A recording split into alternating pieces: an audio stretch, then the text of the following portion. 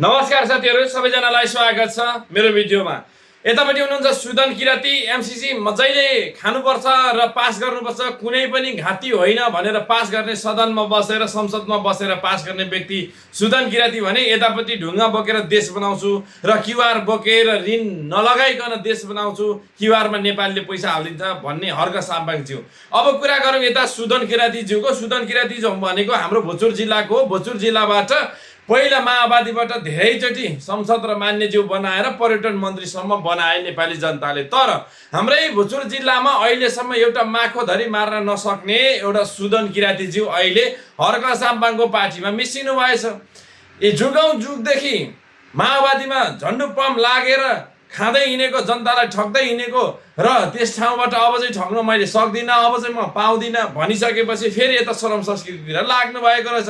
अब त्यताबाट ऋण काट्नु पनि नपर्ने, क्युआर राखिदिने बित्तिकै भट्टाभट्टी नाममै पैसा हालिदिइहाल्ने, त्यति भइहाल्छ। अब मलाई हार्दिक तथा बधाई, एकदमै राम्रो सफल कार्य रहोस्। तर हर्क साम्बाङले तपाईँलाई फाल्ने हो कि अथवा तपाईँले हर्क साम्बाङलाई फाल्ने हो भन्ने कुरा त्यहाँ छ।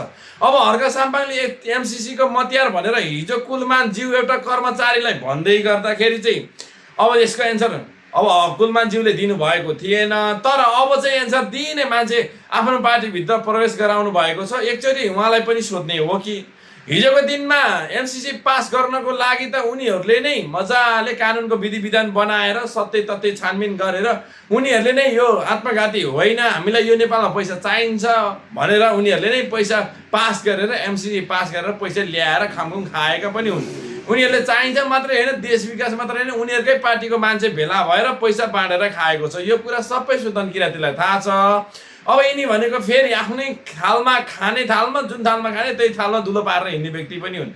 अब वर्षौँदेखि त्यही माओवादी पार्टीमा लागेर यिनीलाई चाहिँ संसद त बनाए नै बनाए, मन्त्री सुद्धा बनाए, पर्यटन मन्त्री। अब त्यही पार्टीलाई यिनीले लात हानेर केही महिना अगाडि मात्रै यिनीले भने राति राति रक्तचन्दनको व्यापार अनि दिउँसो माओवादी भनेर मात्र चिनिने हो, तर यो माओवादी ठिक छैन भनेर उनीले भने। उनको स्वार्थ पुगेपछि तर अहिले राष्ट्रिय स्वतन्त्र पार्टीलाई दोष दिन थाल्नु भएछ र अब उहाँहरू हर्क साम्बाङज्यूको पार्टीमा लाग्नु भएको छ।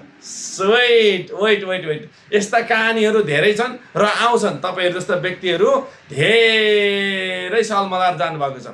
तर भोजपुर जिल्लामा चाहिँ यिनीले चाहिँ माखो पनि मारेको छैन है साथीहरू। तपाईँहरूलाई यही भन्न चाहन्छु। अब भए होस् नभए नहोस्, यिनीहरू राजनीति गरेर आएको, राजनीति नै गर्न खोज्दो रहेछ।